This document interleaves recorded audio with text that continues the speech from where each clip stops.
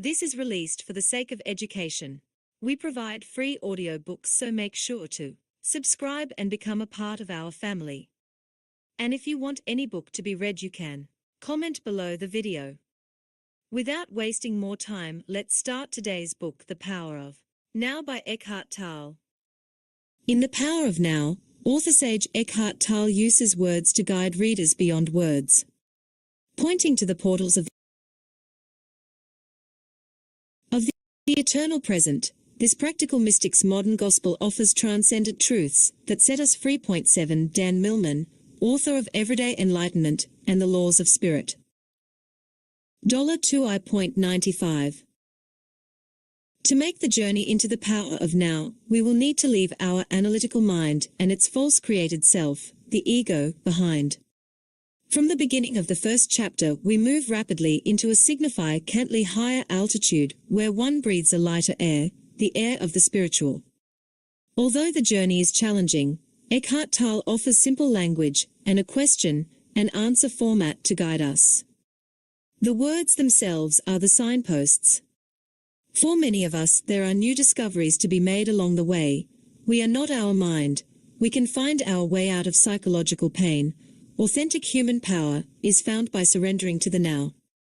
We also find out that the body is actually one of the keys to entry into a state of inner peace, as are the silence and space all around us. Indeed, access is everywhere available. These access points, or portals, can all be used to bring us into the now, the present moment, where problems do not exist.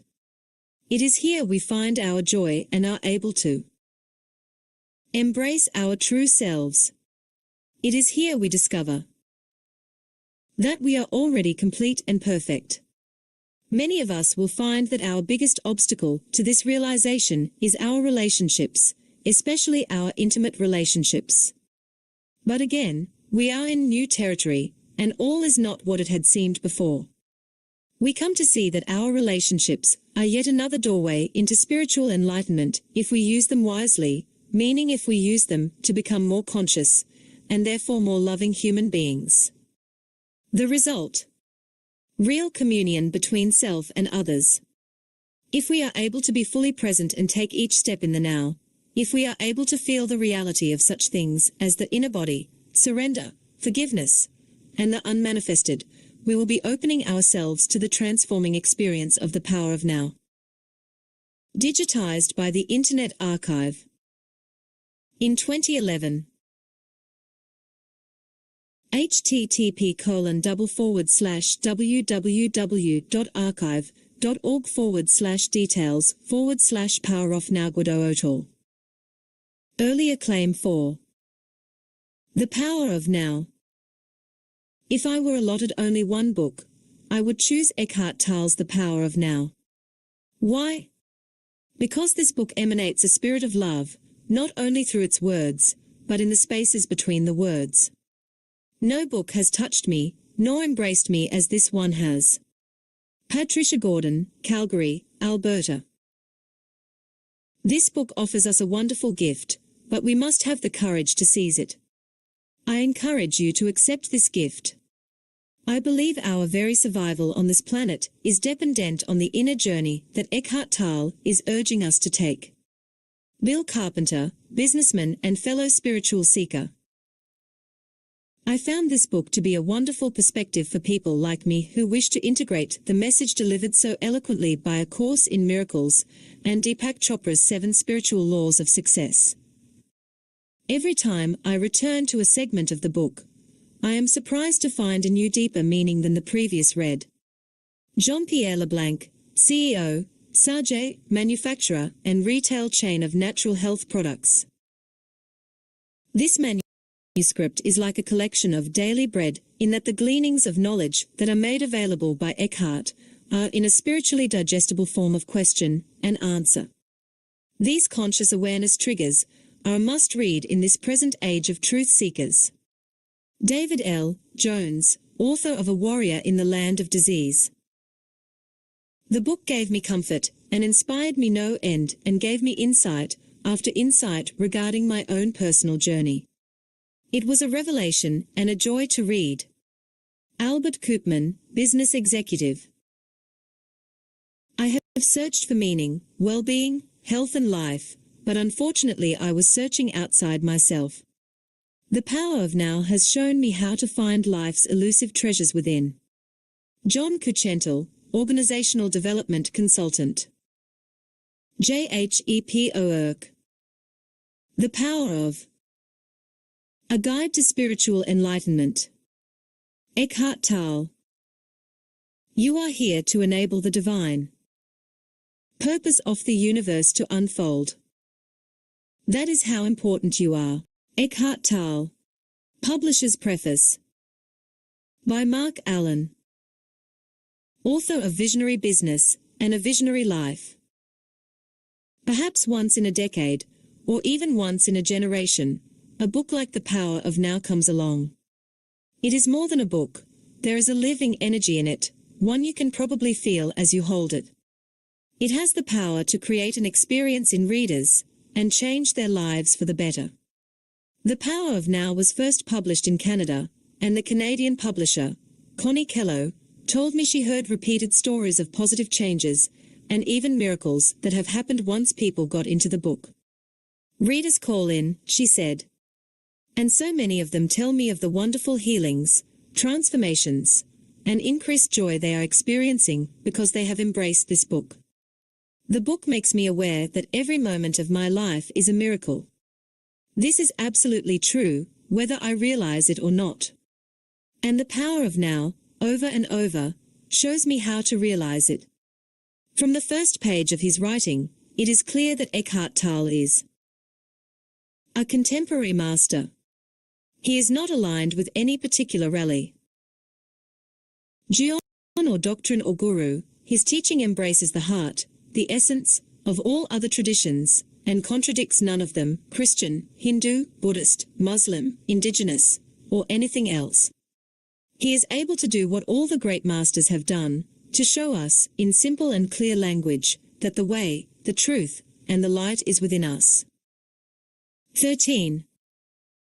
The Power of Now. Eckhart Tolle begins by briefly introducing us to his story, a story of early depression and despair that culminated in a Trayman Dao's experience of awakening one night not long after his 29th birthday.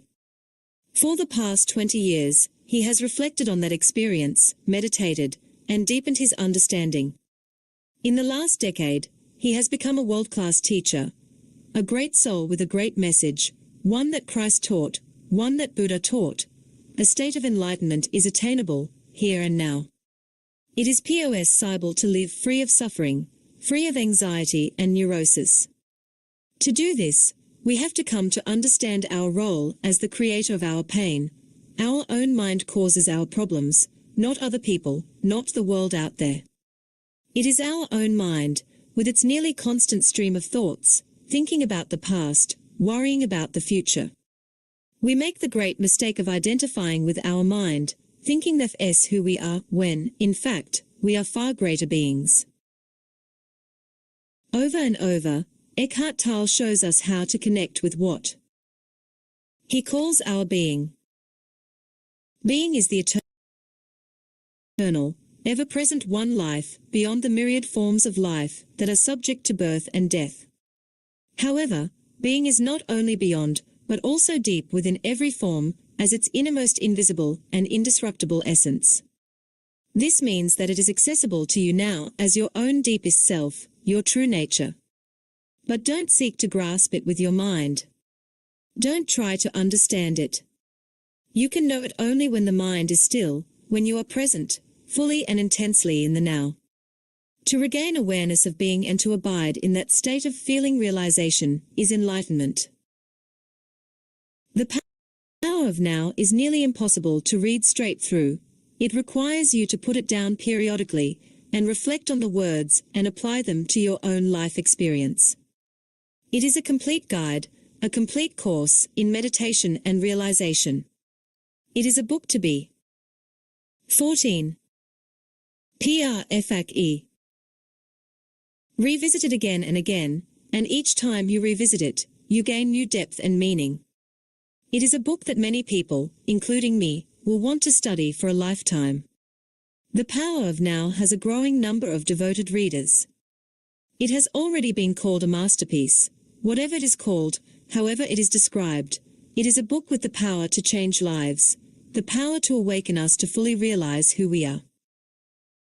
Mark Allen Novato, California, USA.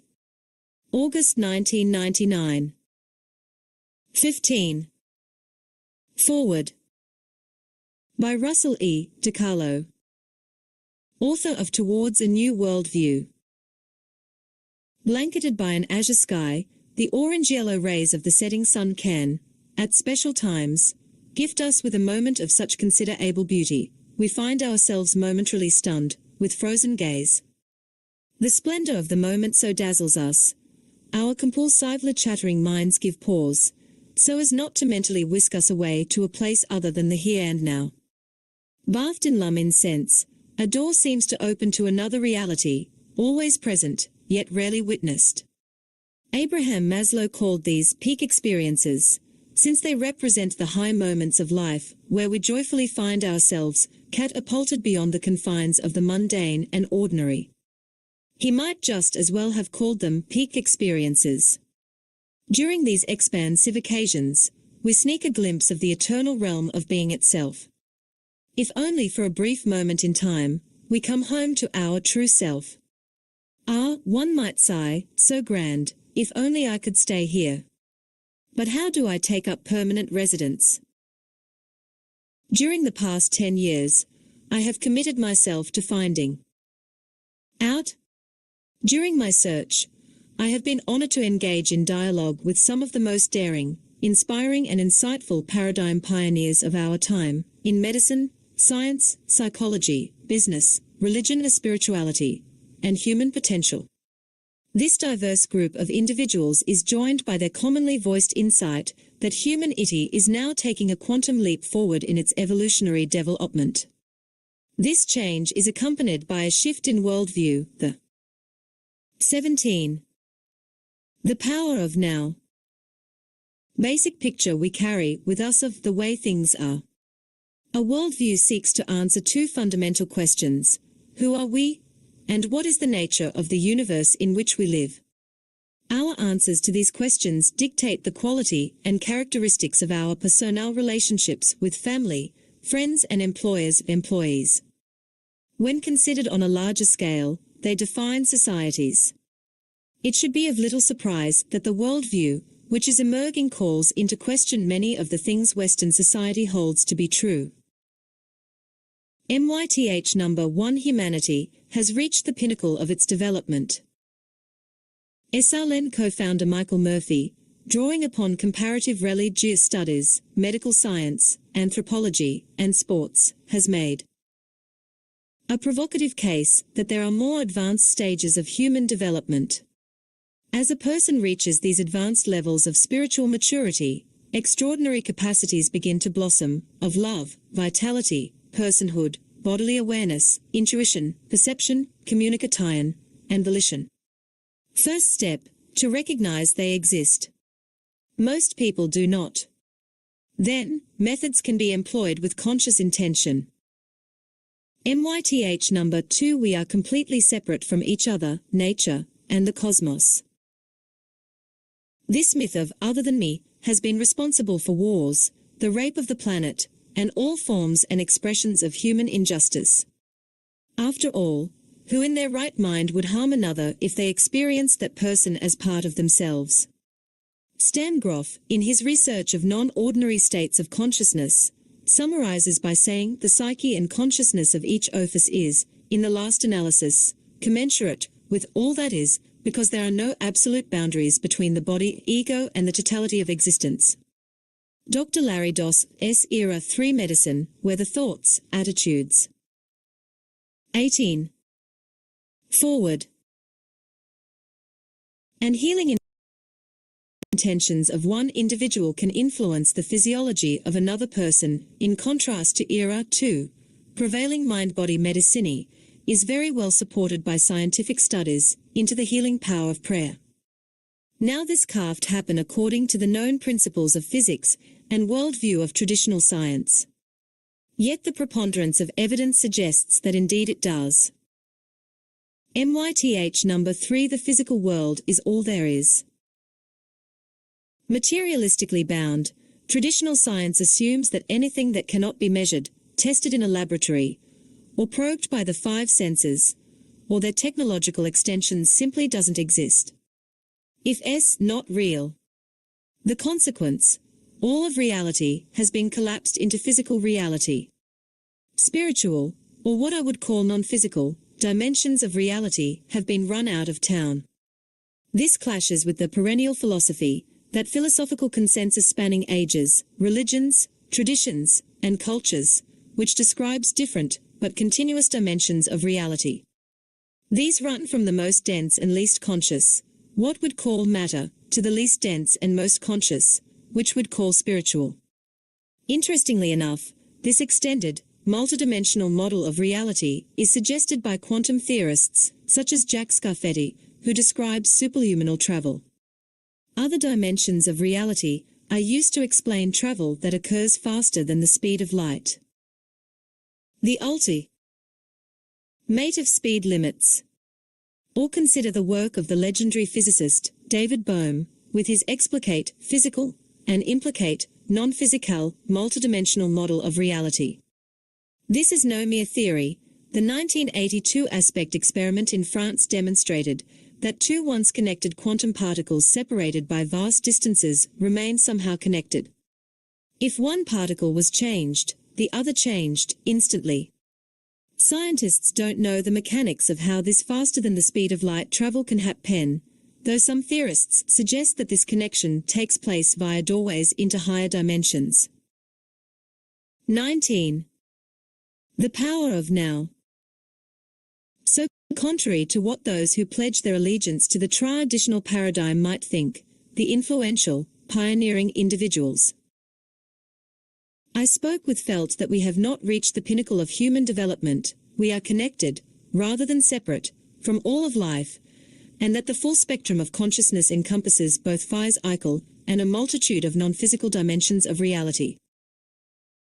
At core, this new worldview involves seeing yourself, others, and all of life, not through the eyes of our small, earthly self that lives in time and is born in time, but rather through the eyes of the soul, our being, the true self. One by one, people are jumping to this higher orbit. With his book, The Power of Now, Eckhart Tolle rightfully takes his place among this special group of world-class teachers. Eckhart's message, the problem of humanity is deeply rooted in the mind itself. Or rather, our misidentification with mind. Our drifting awareness, our tendency to take the path of least resistance by being less than fully awake to the present moment, creates a void. And the time-bound mind, which has been designed to be a useful servant, compensates by proclaiming itself master. Like a butterfly flittering from one flower to another, the mind engages past experiences, or, projecting its own made-for-television movie, anticipates what is to come. Seldom do we find ourselves resting in the oceanic depth of the here and now. For it is here, in the now, where we find our true self, which lies behind our physical body, shifting emotions, and chattering mind. The crowning glory of human development rests not in our ability to reason and think, though this is what distinguishes us from animals. Intellect, like instinct, is merely a point along the way. Our ultimate destiny is to reconnect with our essential being and express from our extraordinary, divine reality in the ordinary physical world, moment by moment. Easy to say, yet rare are those who have attained the further reaches of human development. Fortunately, there are guides and teachers to help us along the 20. The power of now. Forward. Into the light of consciousness. Way. As a teacher and guide, Eckhart's formidable power lies not in his adaptability to delight us with entertaining stories, make the abstract concrete, or provide useful technique. Rather, his magic is seated in his personal experience, as one who knows. As a result, There is a power behind his words found only in the most celebrated of spiritual teachers. By living from the depths of this greater reality, Eckhart clears an energetic pathway for others to join him. And what if others do? Surely the world as we know it would change for the better. Values would shift in the flotsam of vanishing fears that have been funneled away through the whirlpool of being itself. A new civilization would be born. Where's the proof of this greater reality, you ask? I offer only an analogy. A battery of scientists can get together and tell you about all the scientific proof for the fact that bananas are bitter. The power But of all now. you have It to do is wasn't through taste the one, mind, once, through to thinking, realize that there is this that's a whole other miracle that aspect to bananas. Ultimately, proof lies saw. not in intellectual Nobody who arguments, puts his hand but in to the being touched plow in some way. and looks back is fit for the kingdom of God. Or you might hear the passage about the beautiful flowers that are not anxious.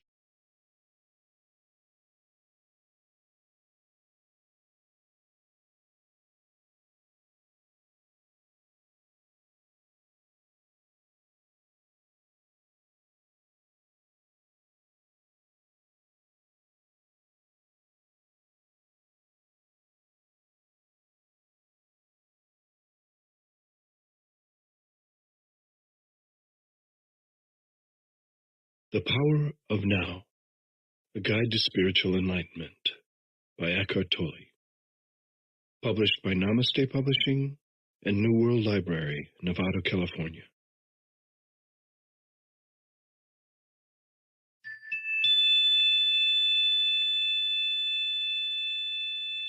You are here to enable the divine purpose of the universe to unfold. That is how important you are.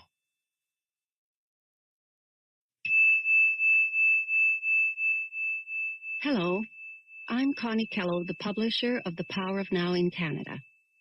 And I'm sitting here with Eckhart Tolle, spiritual teacher and the author of The Power of Now. Next to me also is Mark Allen, our American publisher, who is responsible for the release of this audio version of the book. Like me, Mark recognized Eckhart for the profound spiritual teacher he is, and this book for the powerful and pure teaching it is. We were both literally compelled to publish The Power of Now, to put it out into our world. And now the three of us join together in love to do this audio version of the book. We'll now begin with Eckhart reading the introduction.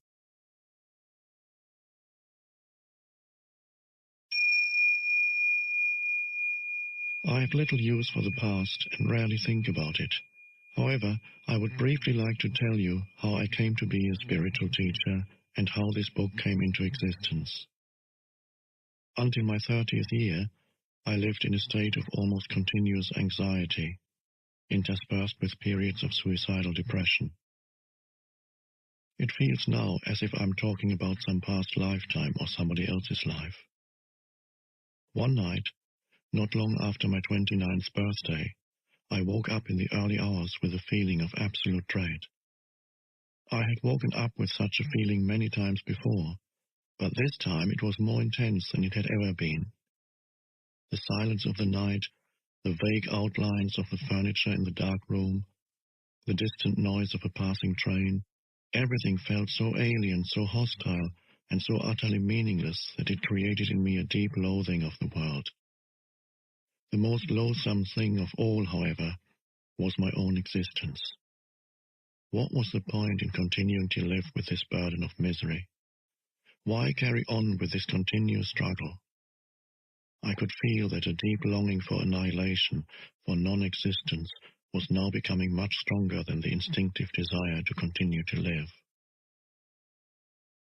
I cannot live with myself any longer. This was a thought that kept repeating itself in my mind. Then suddenly I became aware of what a peculiar thought it was. Am I one or two? If I cannot live with myself, there must be two of me, the I and the self that I cannot live with. Maybe, I thought, only one of them is real. I was so stunned by this strange realization that my mind stopped. I was fully conscious, but there were no more thoughts. Then I felt drawn into what seemed like a vortex of energy. It was a slow movement at first and then accelerated. I was gripped by an intense fear and my body started to shake. I heard the words, "Resist nothing," as if spoken inside my chest. I could feel myself being sucked into a void. It felt as if the void was inside myself rather than outside. Suddenly, there was no more fear, and I let myself fall into that void. I have no recollection of what happened after that. I was awakened by the chirping of a bird outside the window. I had never heard such a sound before. My eyes were still closed, and I saw the image of a precious diamond. Yes, if a diamond could make a sound, this is what it would be like. I opened my eyes. The first light of dawn was filtering through the curtains. Without any thought, I knew that there's infinitely more to light than we realize. That soft luminosity filtering through the curtains was love itself. Tears came into my eyes. I got up and walked around the room. I recognized the room, and yet I knew that I had never truly seen it before. Everything was fresh and pristine, as if it had just come into existence. I picked up things, a pencil, an empty bottle, marveling at the beauty and aliveness of it all. That day I walked around the city in utter amazement at the miracle of life on earth, as if I had just been born into this world. For the next 5 months, I lived in a state of uninterrupted deep peace and bliss. After that, it diminished somewhat in intensity, or perhaps it just seemed to because it became my natural state. I could still function in the world, although I realized that nothing I ever did could possibly add anything to what I already had. I knew, of course, that something profoundly significant had happened to me, but I didn't understand it at all. It wasn't until several years later, after I had read spiritual texts and spent time with spiritual teachers, that I realized that what everybody was looking for had already happened to me. I understood that the intense pressure of suffering that night must have forced my consciousness to withdraw from its identification with the unhappy and deeply fearful self, which is ultimately a fiction of the mind. This withdrawal must have been so complete that this false suffering self immediately collapsed, just as if a plug had been pulled out of an inflatable toy. What was left then was my true nature as the ever-present I am. Consciousness in its pure state, prior to identification with form. Later, I also learned to go into that inner timeless and deathless realm that I had originally perceived as a void and remain fully conscious. I dwelled in states of such indescribable bliss and sacredness that even the original experience I just described pales in comparison. A time came when, for a while, I was left with nothing on the physical plane. I had no relationships, no job, no home, no socially defined identity. I spent almost 2 years sitting on park benches in a state of the most intense joy. But even the most beautiful experiences come and go. More fundamental, perhaps, than any experience is the undercurrent of peace that has never left me since then. Sometimes it is very strong, almost palpable, and others can feel it too. At other times it is somewhere in the background, like a distant melody. Later, people would occasionally come up to me and say, "I want what you have. Can you give it to me or show me how to get it?" And I would say, "You have it already. You just can't feel it because your mind is making too much noise." That answer later grew into the book that you are listening to now. Before I knew it, I had an external identity again. I had become a spiritual teacher. This book represents the essence of my work as far as it can be conveyed in words, with individuals and small groups of spiritual seekers during the past 10 years in Europe and in North America. In deep love and appreciation, I would like to thank those exceptional people for their courage, their willingness to embrace inner change, their challenging questions, and their readiness to listen. This book would not have come into existence without them.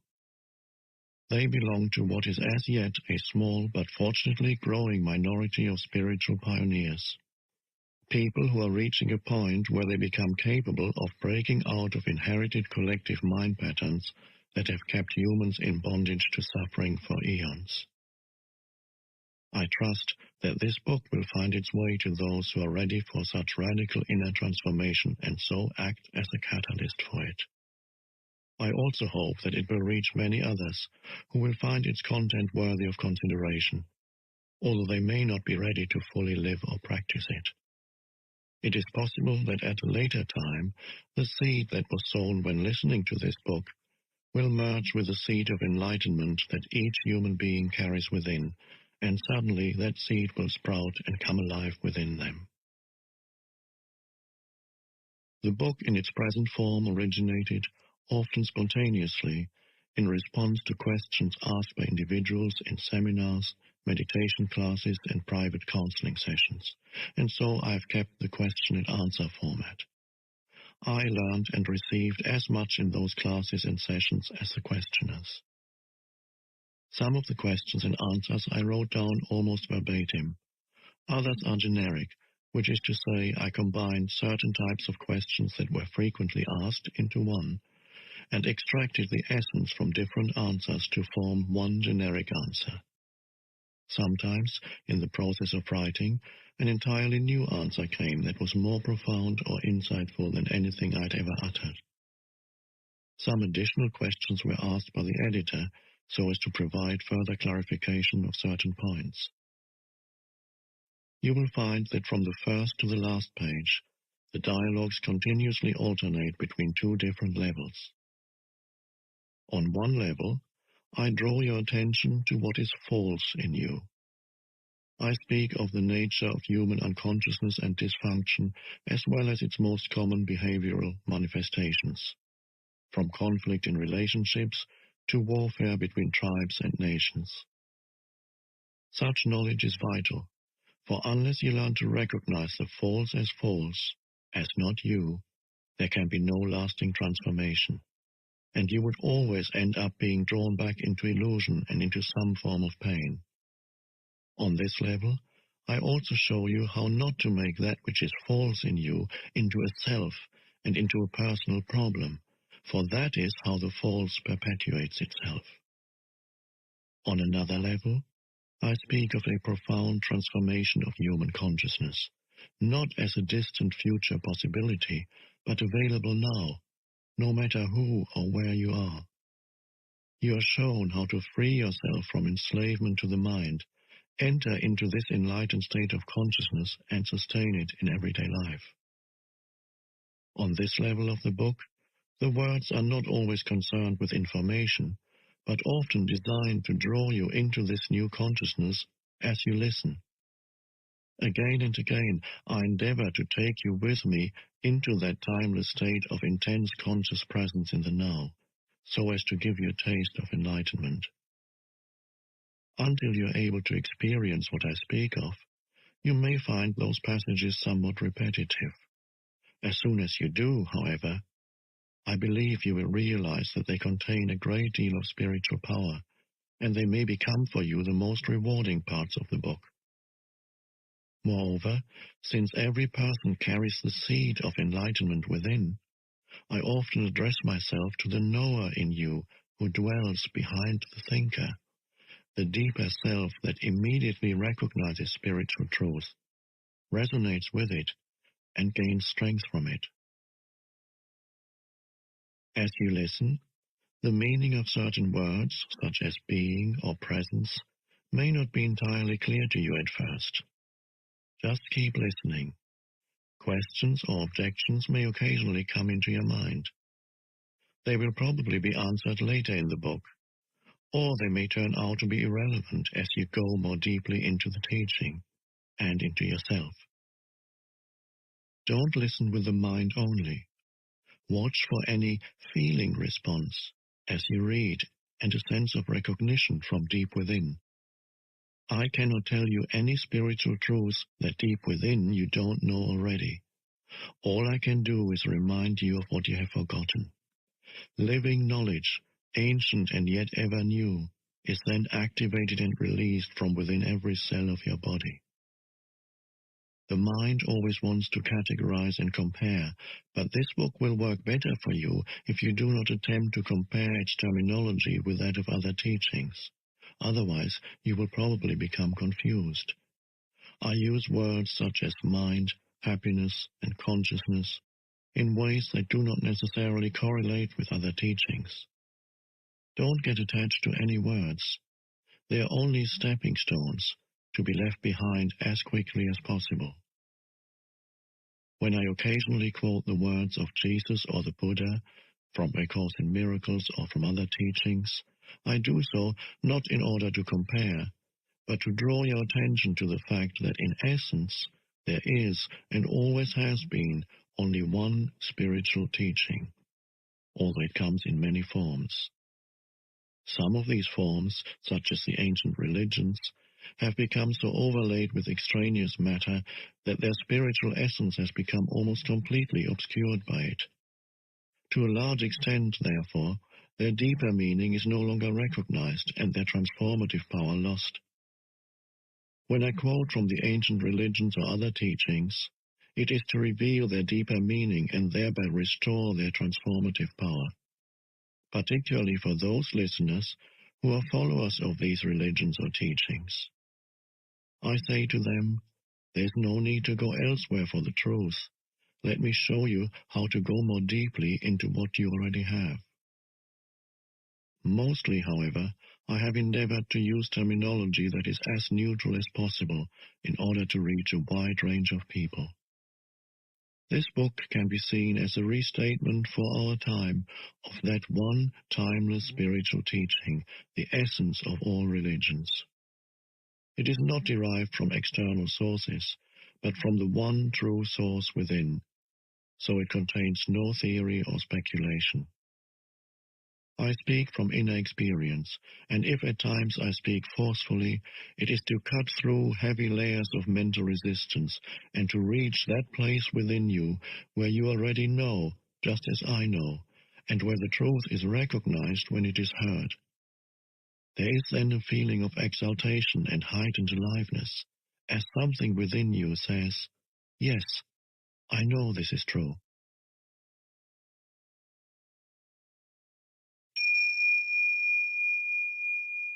Chapter 1.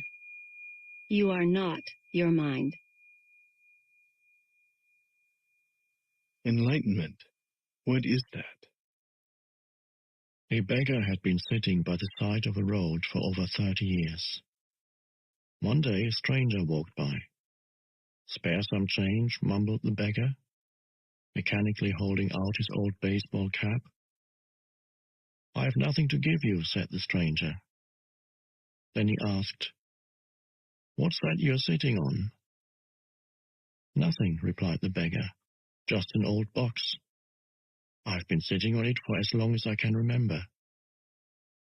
Ever looked inside? Asked the stranger. No, said the beggar. What's the point? There's nothing in there. Have a look inside, insisted the stranger. The beggar managed to pry open the lid. With astonishment, disbelief, and elation, he saw that the box was filled with gold. I am that stranger who has nothing to give you, and who is telling you to look inside. Not inside any box, as in the parable, but somewhere even closer, inside yourself. But I'm not a beggar, I can hear you say. Those who have not found their true wealth, which is the radiant joy of being and the deep, unshakable peace that comes with it, are beggars, even if they have great material wealth. They are looking outside for scraps of pleasure or fulfillment, for validation, security, or love, while they have a treasure within that not only includes all those things, but is infinitely greater than anything the world can offer. The word enlightenment conjures up the idea of some superhuman accomplishment, and the ego likes to keep it that way. But it is simply your natural state of felt oneness with being. It is a state of connectedness with something immeasurable and indestructible, something that, almost paradoxically, is essentially you and yet is much greater than you. It is finding your true nature beyond name and form. The inability to feel this connectedness gives rise to the illusion of separation from yourself and from the world around you. You then perceive yourself, consciously or unconsciously, as an isolated fragment. Fear arises, and conflict within and without becomes the norm. I love the Buddha's simple definition of enlightenment as the end of suffering. There's nothing superhuman in that, is there? Of course, as a definition, it is incomplete. It only tells you what enlightenment is not. No suffering. But what's left when there's no more suffering? The Buddha is silent on that, and his silence implies that you will have to find out for yourself. He uses a negative definition so that the mind cannot make it into something to believe in, or into a superhuman accomplishment, a goal that is impossible for you to attain. Despite this precaution, the majority of Buddhists still believe that enlightenment is for the Buddha, not for them, at least not in this lifetime. You used the word being. Can you explain what you mean by that? Being is the eternal, ever-present one life beyond the myriad forms of life that are subject to birth and death. However, being is not only beyond, but also deep within every form, as its innermost, invisible and indestructible essence. This means that it is accessible to you now as your own deepest self, your true nature. But don't seek to grasp it with your mind. Don't try to understand it.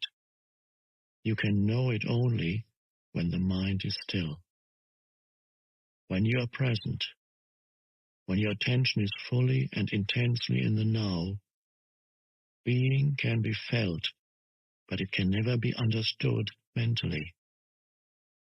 To regain awareness of being and to abide in that state of feeling realization is enlightenment.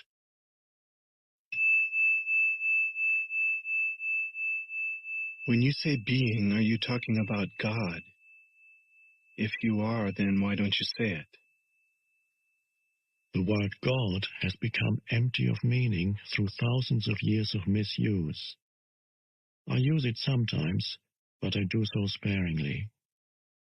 By misuse, I mean that people who have never even glimpsed the realm of the sacred, the infinite vastness behind that word, use it with great conviction, as if they knew what they are talking about.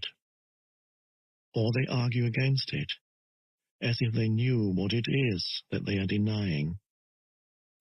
This misuse gives rise to absurd beliefs, assertions, and egoic delusions, such as, my or our God is the only true God, and your God is false, or Nietzsche's famous statement, God is dead. The word God has become a closed concept. The moment the word is uttered, a mental image is created. No longer perhaps of an old man with a white beard, but still a mental representation of someone or something outside you. And, yes, almost inevitably, a male someone or something. Neither God, nor being, nor any other word can define or explain the ineffable reality behind that word. So the only important question is whether the word is a help or hindrance in enabling you to experience that toward which it points. Does it point beyond itself to that transcendental reality, or does it lend itself too easily to becoming no more than an idea in your head that you believe in, a mental idol? The word being explains nothing, but nor does God. Being, however, has the advantage that it is an open concept. It does not reduce the infinite invisible to a finite entity. It is impossible to form a mental image of it. Nobody can claim exclusive possession of being. It is your very essence, and it is immediately accessible to you as the feeling of your own presence, the realization, I am, that is prior to I am this or I am that. So it is only a small step from the word being to the experience of being. What is the greatest obstacle to experiencing this reality? Identification with your mind, which causes thought to become compulsive. Not to be able to stop thinking is a dreadful affliction, but we don't realize this because almost everybody is suffering from it, so it is considered normal. This incessant mental noise prevents you from finding that realm of inner stillness that is inseparable from being. It also creates a false, mind-made self that casts a shadow of fear and suffering. We will look at all that in more detail later. The philosopher Descartes believed that he had found the most fundamental truth when he made his famous statement, I think, therefore I am. He had, in fact, given expression to the most basic error, to equate thinking with being and identity with thinking. The compulsive thinker, which means almost everyone, lives in a state of apparent separateness, in an insanely complex world of continuous problems and conflict, a world that reflects the ever-increasing fragmentation of the mind. Enlightenment is a state of wholeness, of being at one, and therefore at peace. At one with life in its manifested aspect, the world, as well as with your deepest self and life unmanifested. At one with being. Enlightenment is not only the end of suffering and of continuous conflict within and without, but also the end of the dreadful enslavement to incessant thinking. What an incredible liberation this is. Identification with your mind creates an opaque screen of concepts, labels, images, words, judgments, and definitions that blocks all true relationship. It comes between you and yourself, between you and your fellow man and woman, between you and nature, between you and God. It is this screen of thought that creates the illusion of separateness, the illusion that there is you and a totally separate other. You then forget the essential fact that, underneath the level of physical appearances and separate forms, you are one with all that is. By forget, I mean that you can no longer feel this oneness as self-evident reality. You may believe it to be true, but you no longer know it to be true. A belief may be comforting. Only through your own experience, however, does it become liberating. Thinking has become a disease. Disease happens when things get out of balance. For example, there's nothing wrong with cells dividing and multiplying in the body. But when this process continues in disregard of the total organism, cells proliferate and we have disease. The mind is a superb instrument if used rightly. Used wrongly, however, it becomes very destructive. To put it more accurately, it is not so much that you use your mind wrongly. You usually don't use it at all. It uses you. This is the disease. You believe that you are your mind. This is the delusion. The instrument has taken you over.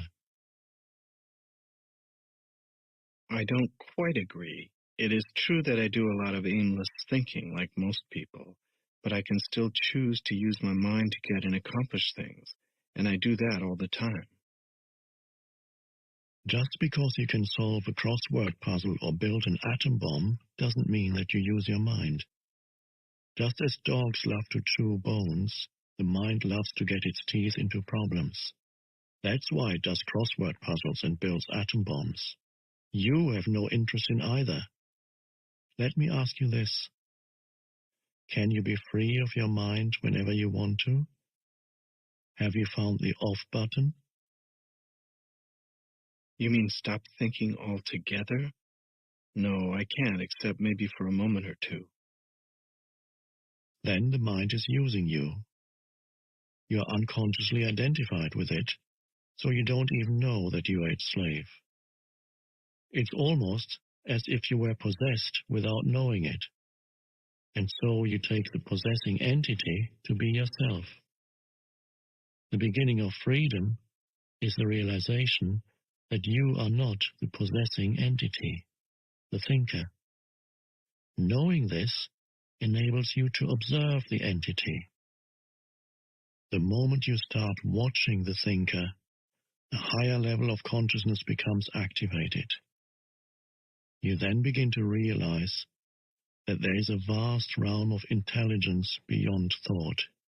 That thought is only a tiny aspect of that intelligence. You also realize that all the things that truly matter, beauty, love, creativity, joy, inner peace, arise from beyond the mind. You begin to awaken.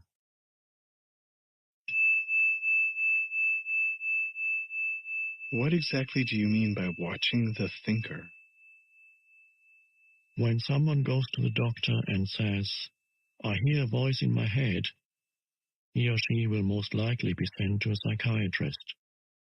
The fact is that, in a very similar way, virtually everyone hears a voice or several voices in their head all the time. The involuntary thought processes that you don't realize you have the power to stop. Continuous monologues or dialogues. You've probably come across mad people in the street, incessantly talking or muttering to themselves. Well, that's not much different from what you and all other normal people do, except that you don't do it out loud. The voice comments, speculates, judges, compares, complains, likes, dislikes, and so on. The voice isn't necessarily relevant to the situation you find yourself in at the time. It may be reviving the recent or distant past, or rehearsing or imagining possible future situations. Here it often imagines things going wrong and negative outcomes. This is called worry. Sometimes this soundtrack is accompanied by visual images or mental movies. Even if the voice is relevant to the situation at hand, it will interpret it in terms of the past. This is because the voice belongs to your conditioned mind, which is the result of all your past history as well as of the collective cultural mindset you inherited. So you see and judge the present through the eyes of the past and get a totally distorted view of it. It is not uncommon for the voice to be a person's own worst enemy. Many people live with a tormentor in their head that continuously attacks and punishes them and drains them of vital energy. It is the cause of untold misery and unhappiness, as well as of disease. The good news is that you can free yourself from your mind. This is the only true liberation. You can take the first step right now. Start listening to the voice in your head as often as you can. Pay particular attention to any repetitive thought patterns, those old gramophone records that have been playing in your head perhaps for many years. This is what I mean by watching the thinker, which is another way of saying, listen to the voice in your head, be there as the witnessing presence. When you listen to that voice, listen to it impartially. That is to say, do not judge. Do not judge or condemn what you hear, for doing so would mean that the same voice has come in again through the back door. You will soon realize, there's the voice, and here I am listening to it, watching it. This I am realization, this sense of your own presence, is not a thought. It arises from beyond the mind.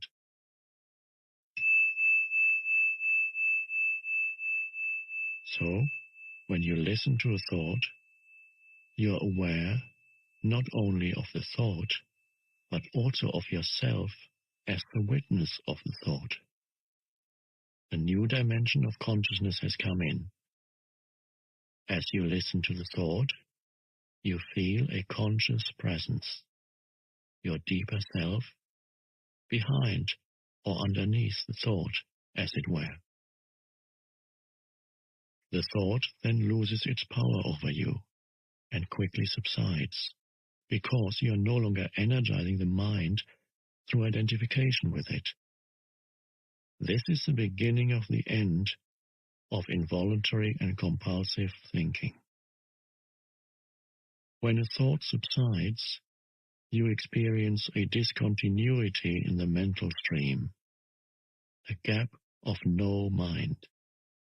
At first, the gaps will be short, a few seconds perhaps, but gradually they will become longer.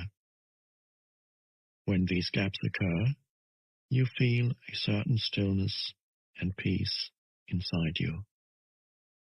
This is the beginning of your natural state of felt oneness with being, which is usually obscured by the mind.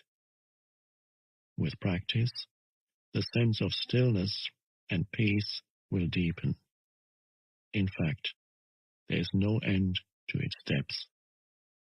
You will also feel a subtle emanation of joy rising from deep within, the joy of being. It is not a trance-like state, not at all. There's no loss of consciousness here. The opposite is the case. If the price of peace were a lowering of your consciousness, and the price of stillness a lack of vitality and alertness, then they would not be worth having. In this state of inner connectedness, you are much more alert, much more awake than in the mind-identified state. You are fully present. It also raises the vibrational frequency of the energy field that gives life to the physical body. As you go more deeply into this realm of no mind, as it is sometimes called in the East, you realize the state of pure consciousness. In that state, you feel your own presence with such intensity and such joy that all thinking, all emotions, your physical body as well as the whole external world become relatively insignificant in comparison to it. And yet, this is not a selfish, but a selfless state. It takes you beyond what you previously thought of as yourself. That presence is essentially you, and at the same time inconceivably greater than you. What I'm trying to convey here may sound paradoxical or even contradictory, but there's no other way that I can express it.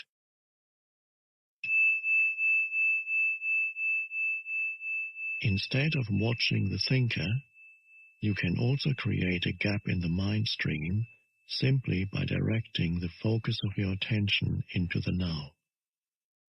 Just become intensely conscious of the present moment. This is a deeply satisfying thing to do. In this way, you draw consciousness away from mind activity and create a gap of no mind in which you are highly alert and aware, but not thinking. This is the essence of meditation. In your everyday life, you can practice this by taking any routine activity that normally is only a means to an end and giving it your fullest attention so that it becomes an end in itself. For example, every time you walk up and down the stairs in your house or place of work, pay close attention to every step, every movement, even your breathing. Be totally present. Or when you wash your hands, pay attention to all the sense perceptions associated with the activity, the sound and feel of the water, the movement of your hands, the scent of the soap, and so on. Or when you get into your car, after you close the door, pause for a few seconds and observe the flow of your breath. Become aware of a silent but powerful sense of presence. There's one certain criterion by which you can measure your success in this practice: the degree of peace that you feel within.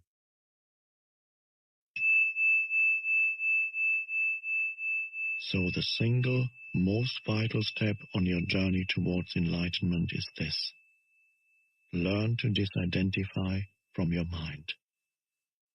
Every time you create a gap in the stream of mind, the light of your consciousness grows stronger. One day, you may catch yourself smiling at the voice in your head, as you would smile at the antics of a child. This means that you no longer take the content of your mind all that seriously, as your sense of self does not depend on it. Isn't thinking essential in order to survive in this world? Your mind is an instrument, a tool. It is there to be used for a specific task, and when the task is completed, you lay it down. As it is, I would say about 80 to 90% of most people's thinking is not only repetitive and useless, but because of its dysfunctional and often negative nature, much of it is also harmful. Observe your mind and you will find this to be true. It causes a serious leakage of vital energy. This kind of compulsive thinking is actually an addiction. What characterizes an addiction? Quite simply this: you no longer feel that you have the choice to stop. It seems stronger than you. It also gives you a false sense of pleasure that invariably turns into pain. Why should we be addicted to thinking? Because you identified with it, which means that you derive your sense of self from the content and activity of your mind. Because you believe that you would cease to be if you stopped thinking. As you grow up, you form a mental image of who you are, based on your personal and cultural conditioning. We may call this phantom self the ego. It consists of mind activity and can only be kept going through constant thinking. The term ego means different things to different people, but when I use it here, it means a false self, created by unconscious identification with the mind. To the ego, the present moment hardly exists. Only past and future are considered important. This total reversal of the truth accounts for the fact that in the ego mode the mind is so dysfunctional. It is always concerned with keeping the past alive, because without it, who are you? It constantly projects itself into the future to ensure its continued survival and to seek some kind of release or fulfillment there. It says, one day, when this, that, or the other happens, I'm going to be okay, happy, at peace. Even when the ego seems to be concerned with the present, it is not the present that it sees. It misperceives it completely because it looks at it through the eyes of the past. Or it reduces the present to a means to an end that always lies in the mind-projected future. Observe your mind, and you will see that this is how it works. The present moment holds the key to liberation, but you cannot find the present moment as long as you are your mind. I don't want to lose my ability to analyze and discriminate. I wouldn't mind learning to think more clearly in a more focused way, but I don't want to lose my mind. The gift of thought is the most precious thing we have.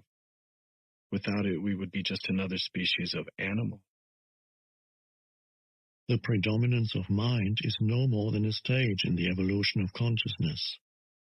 We need to go on to the next stage now as a matter of urgency. Otherwise, we will be destroyed by the mind, which has grown into a monster.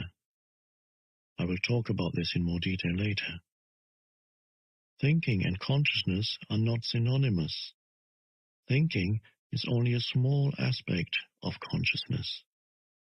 Thought cannot exist without consciousness, but consciousness does not need thought.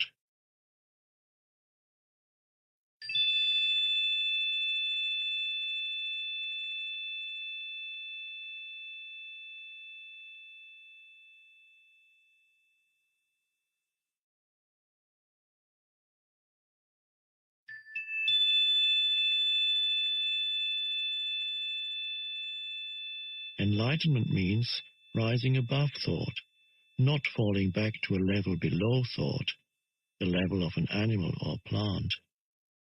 In the enlightened state, you still use your thinking mind when needed, but in a much more focused and effective way than before. You use it mostly for practical purposes, but you're free of the involuntary internal dialogue, and there's inner stillness. When you do use your mind, and particularly when a creative solution is needed, you oscillate every few minutes or so between thought and stillness, between mind and no mind. No mind is consciousness without thought. Only in that way is it possible to think creatively, because only in that way does thought have any real power. Thought alone, when it is no longer connected with the much vaster realm of consciousness, quickly becomes barren, insane, destructive. The mind is essentially a survival machine. Attack and defense against other minds, gathering, storing and analyzing information. This is what it is good at, but it is not at all creative. All true artists, whether they know it or not, create from a place of no mind, from inner stillness. The mind then gives form to the creative impulse or insight. Even the great scientists have reported that their creative breakthroughs came at a time of mental quietude. The surprising result of a nationwide inquiry among America's most eminent mathematicians, including Einstein, to find out their working methods, was that thinking plays only a subordinate part in the brief, decisive phase of the creative act itself. So I would say that the simple reason why the majority of scientists are not creative is not because they don't know how to think, but because they don't know how to stop thinking. It wasn't through the mind, through thinking, that the miracle that is life on earth or your body were created and are being sustained. There is clearly an intelligence at work that is far greater than the mind. How can a single human cell measuring 1/1000th of an inch across contain instructions within its DNA that would fill 1,000 books of 600 pages each? The more we learn about the workings of the body, the more we realize just how vast is the intelligence at work within it and how little we know. When the mind reconnects with that, it becomes the most wonderful tool. It then serves something greater than itself. What about emotions?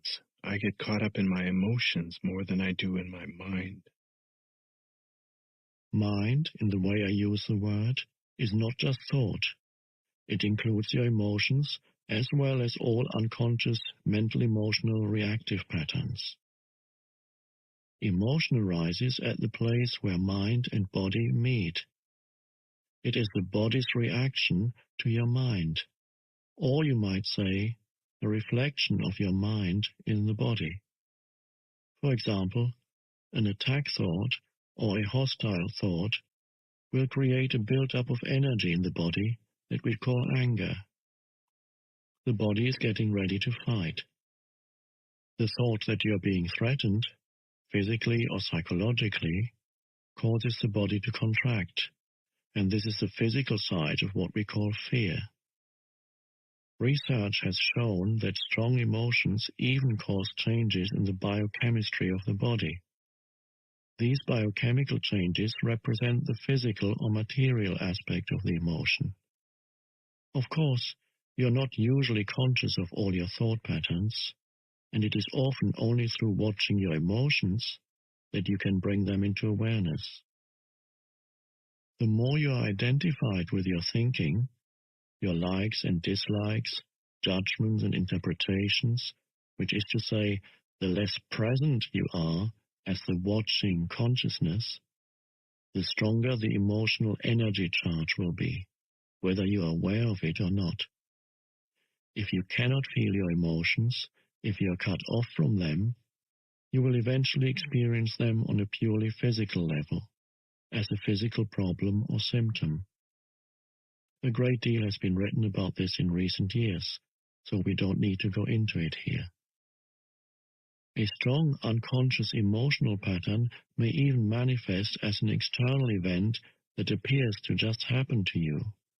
For example, I have observed that people who carry a lot of anger inside without being aware of it and without expressing it are more likely to be attacked, verbally or even physically, by other angry people, and often for no apparent reason. They have a strong emanation of anger that certain people pick up subliminally and that triggers their own latent anger. If you have difficulty feeling your emotions, start by focusing attention on the inner energy field of your body. Feel the body from within. This will also put you in touch with your emotions. We will explore this in more detail later.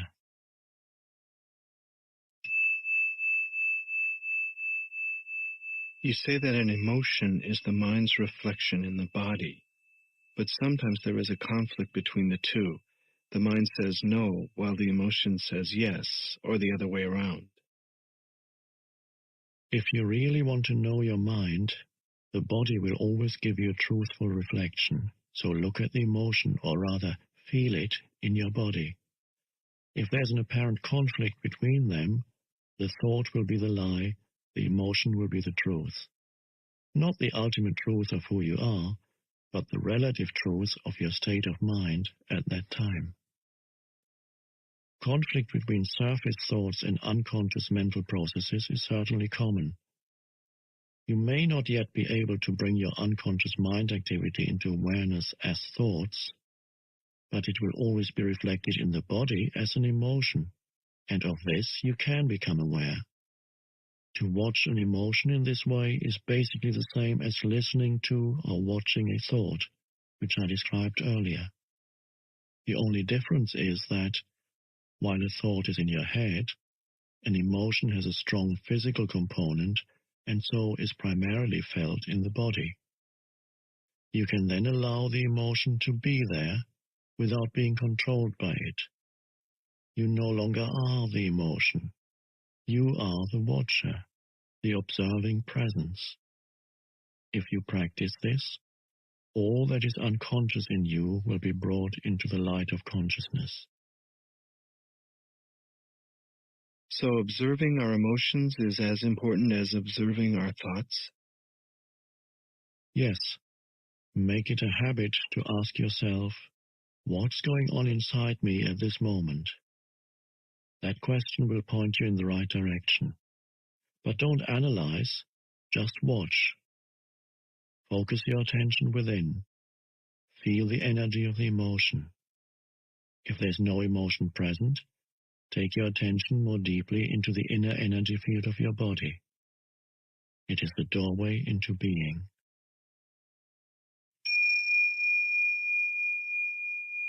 An emotion usually represents an amplified and energized thought pattern, and because of its often overpowering energetic charge, it is not easy initially to stay present enough to be able to watch it. It wants to take you over, and it usually succeeds, unless there's enough presence in you. If you are pulled into unconscious identification with the emotion through lack of presence, which is normal, the emotion temporarily becomes you. Often a vicious circle builds up between your thinking and the emotion. They feed each other. The thought pattern creates a magnified reflection of itself in the form of an emotion, and the vibrational frequency of the emotion keeps feeding the original thought pattern. By dwelling mentally on the situation, event, or person that is the perceived cause of the emotion, the thought feeds energy to the emotion, which in turn energizes the thought pattern, and so on.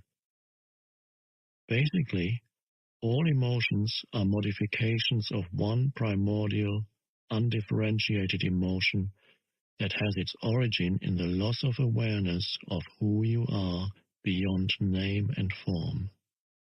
Because of its undifferentiated nature, it is hard to find a name that precisely describes this emotion. Fear comes close, but apart from a continuous sense of threat, it also includes a deep sense of abandonment and incompleteness.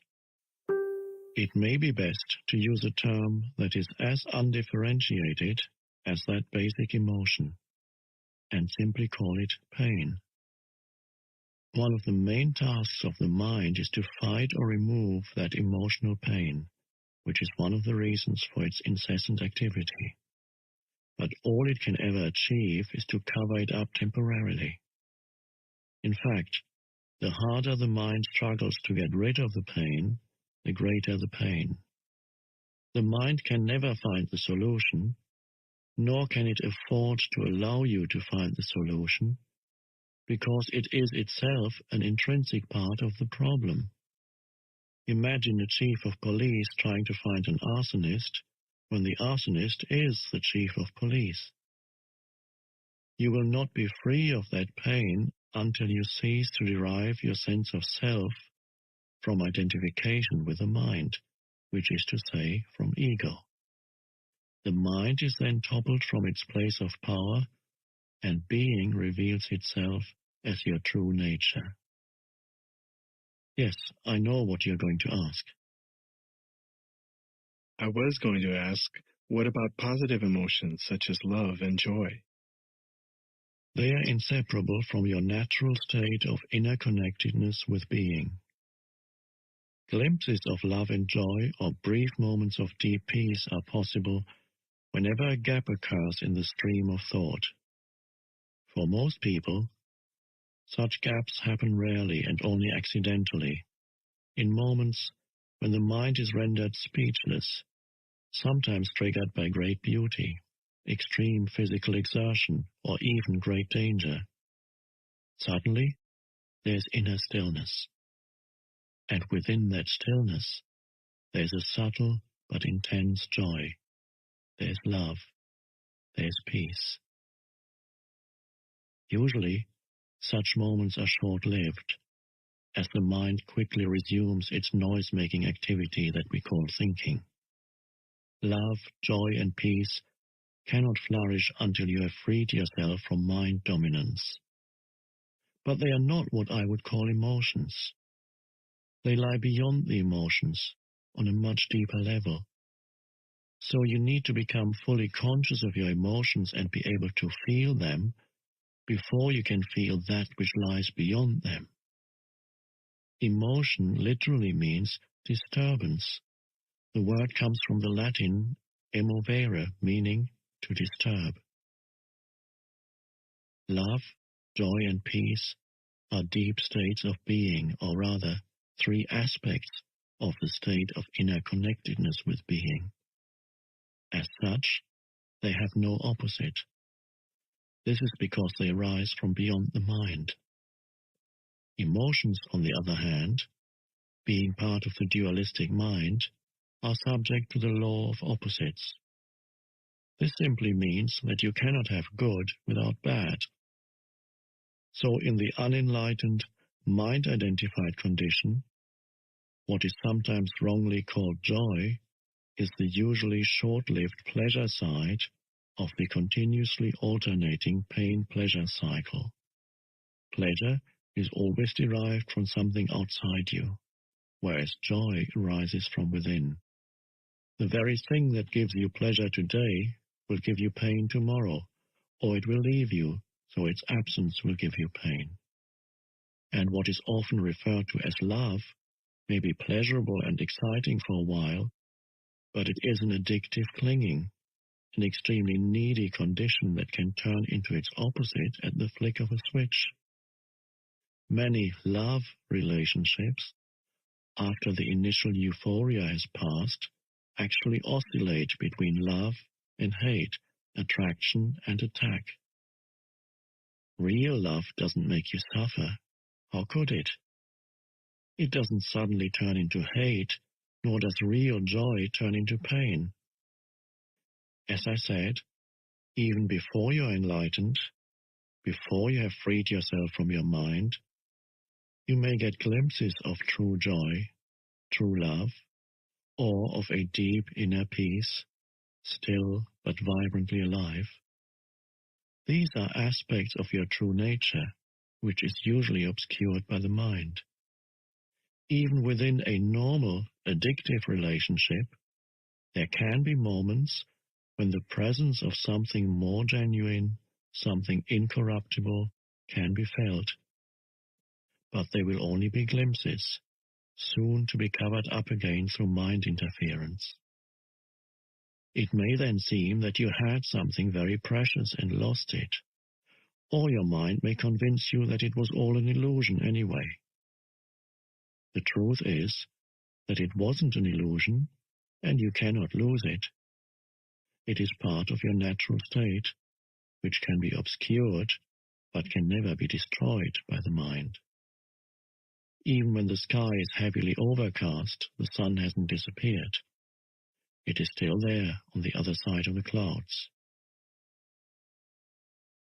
The Buddha says that pain or suffering arises through desire or craving, and that to be free of pain we need to cut the bonds of desire. All cravings are the mind seeking salvation or fulfillment in external things and in the future as a substitute for the joy of being. As long as I am my mind, I am those cravings, those needs, wants, attachments, and aversions.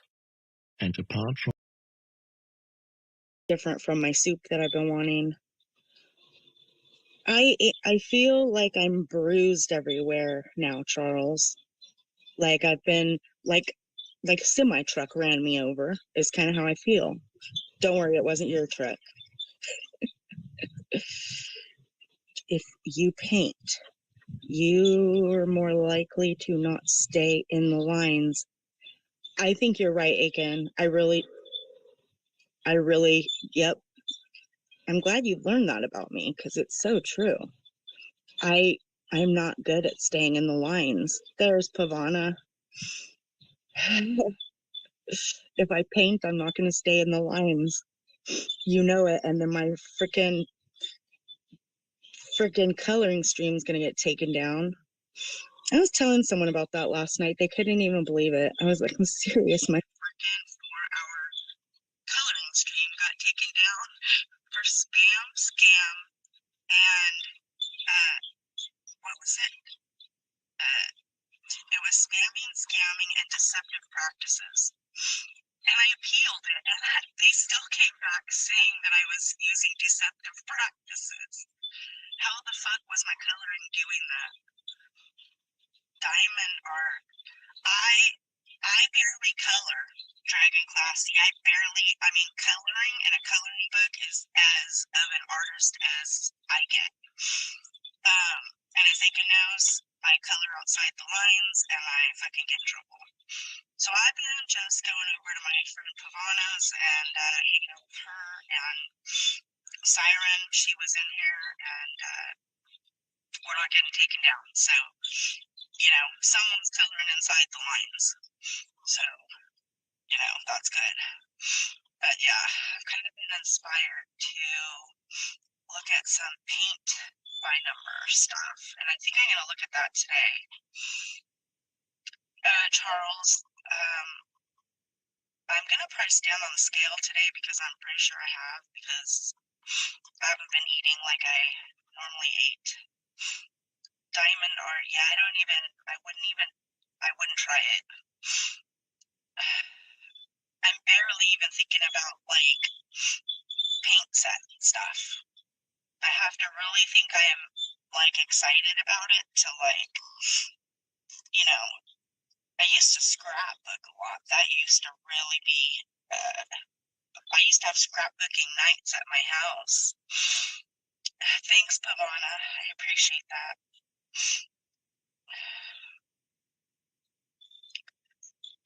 So yeah, I'm a little sore. I haven't taken any pain meds today.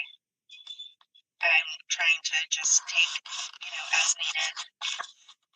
I'm not letting myself get excruciating pain and then take the pain meds. I'm keeping up on it, but I haven't needed them today.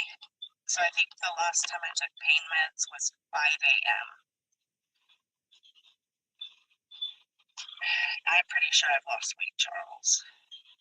All I've been eating is soup. It's beets. Oh. Probably, Charles. It's like painting by numbers. Okay, I'll have to look at that. That's the cereal. That's right, see? I don't want to forget about those.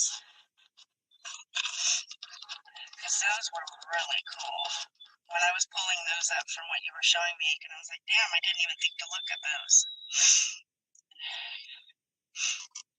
Because after this part of my recovery, I'm going to be able to,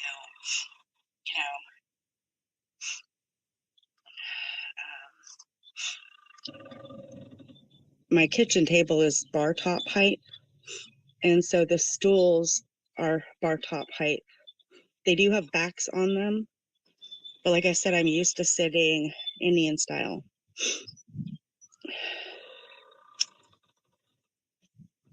But I can't do that right now, so I don't know how I'm going to sit at my kitchen table with my legs just down and not crossing them.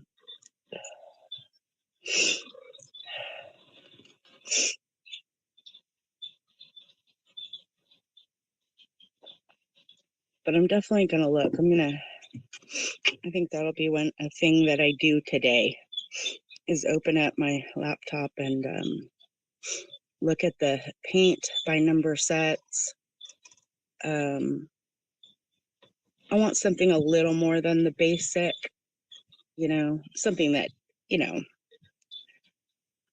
that's a little trying, of course. I don't want something super simple, but not something super intense either.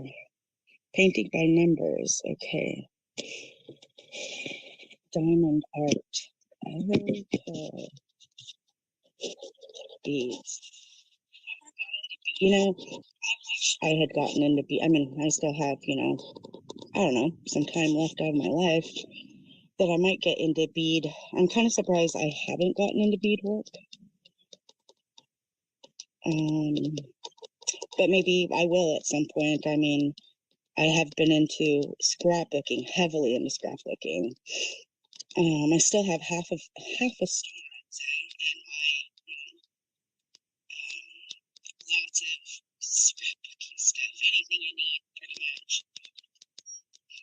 I'm the kind of person that if I get into something, I go big. Like I get all the stuff to do it. I don't leave anything out. Cross stitching. Never got into that yet. My grandma did that.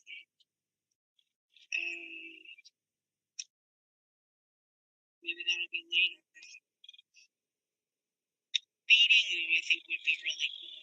That would be a whole other thing, though. Like scrapbooking, I would get everything to do it with. I'm not one that can just, keep with the basics if I'm doing something.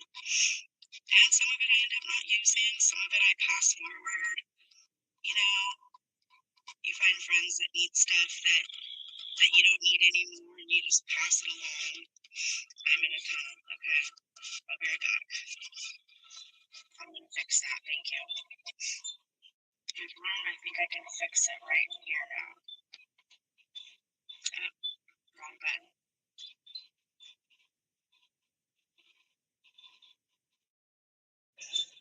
Okay. Tell me if it's better, or am I still in a tunnel?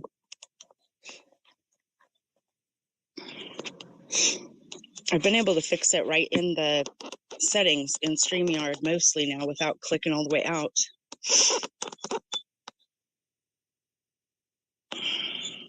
Okay, thank you. All right. Yeah, I was surprised I didn't go in the tunnel earlier, because usually when I'm on my phone, I go in the tunnel quite quick. Usually at a half an hour, and I'm at 42 minutes. I've been paying attention to that.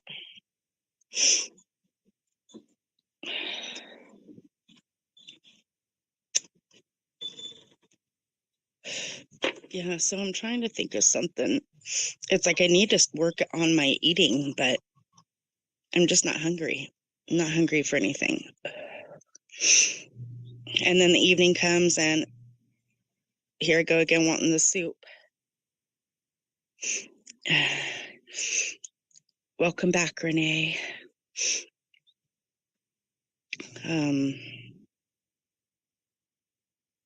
What else have I had other than soup? I did have some gelato ice cream last night. That was really, really yummy. I didn't even look. That's funny, Pavana. I did. I had ice cream last night, and I ate the whole thing.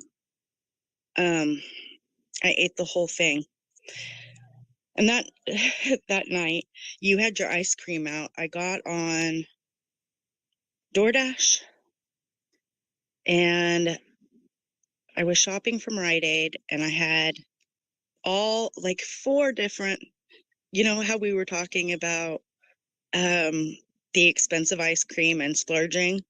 Well, I splurged, and I had 4 expensive ice creams in my cart, and it even said I had a shopper and everything. And then all of a sudden, the store canceled my order. I was so fucking pissed off. I was so pissed. I was so mad. And it's all these yummy ice creams, and it was supposed to arrive in a half an hour, and then it canceled. I'm like, how the hell did it cancel when it said I had a freaking shopper already? I was so pissed. And it was that same night you had your ice cream out.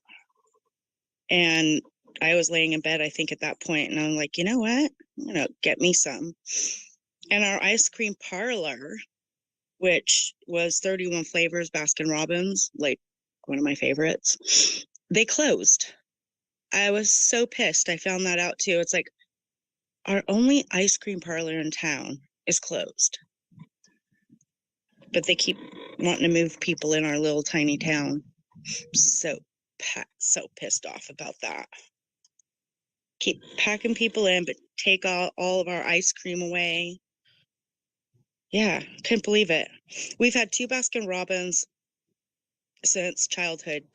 We had 1 Baskin Robbins for many, many, many years.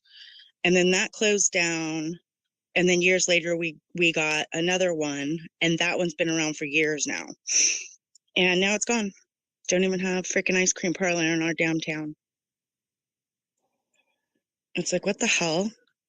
So we have like, a town or so over this like really good ice cream. Like it's an ice cream store.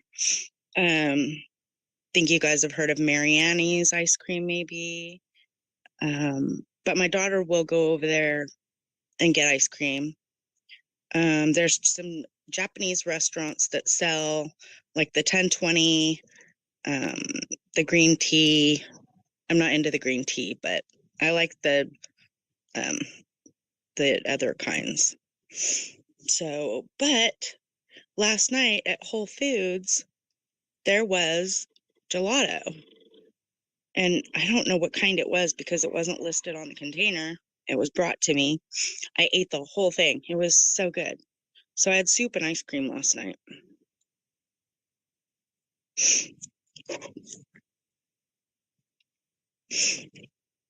And I tried some soup from their hot counter. It was chicken, noodle, and vegetable. I didn't like it. I could tell it came from a bag. I used to work in restaurants years ago, so I know how their soups are. And unless it's a mom and pop,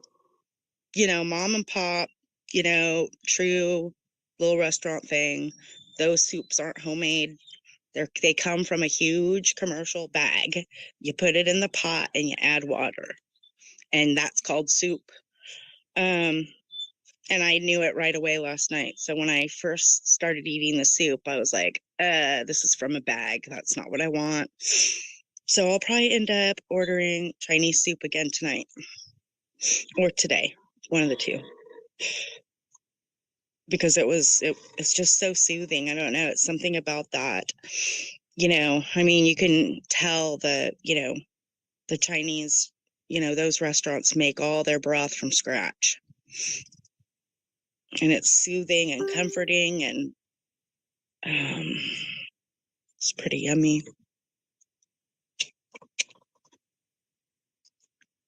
I mean, when others are sick, I make chicken and rice soup for them. You know what I mean? But I can't stand up and make myself any chicken and rice soup. I can't do it. So I'm going to stick to the Chinese stuff, and that's it for right now until I crave something else. Oh, I even ordered that night with the soup, the Chinese soup, I ordered teriyaki chicken on a shish kebab. Oh yeah, boneless, right. I ordered the teriyaki chicken on the shish kebab thing, on the shish kebab poker, whatever you fucking call that thing. Spear. You know that word, spear? You've all heard that one before. Inside joke. Inside joke. But I didn't eat them. They're in the fridge. Really, Taurus? Interesting. You're never home. I'm such a homebody. I'm just for years used to working and coming home. I did venture out more before the pandemic. I mean, I did order online a lot, but I would still go to like Target, or I did go out more. I did. But now I'm just used to not. And I find that people are fucking rude out there and piss me off. So it's like, it's not worth me really going out unless it could just be peaceful. You know, but I seem to always encounter some rude ass fucking person out there that just boils my blood and I can't handle it.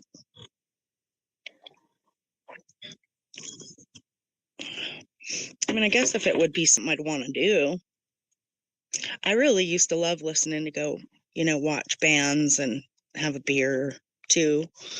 You know, I like doing that kind of stuff, like, you know, doing karaoke and going to concerts, going to those little hole in the wall bars and listening to some good music. That's the kind of stuff I like to do. Gardening. I'm pretty simple.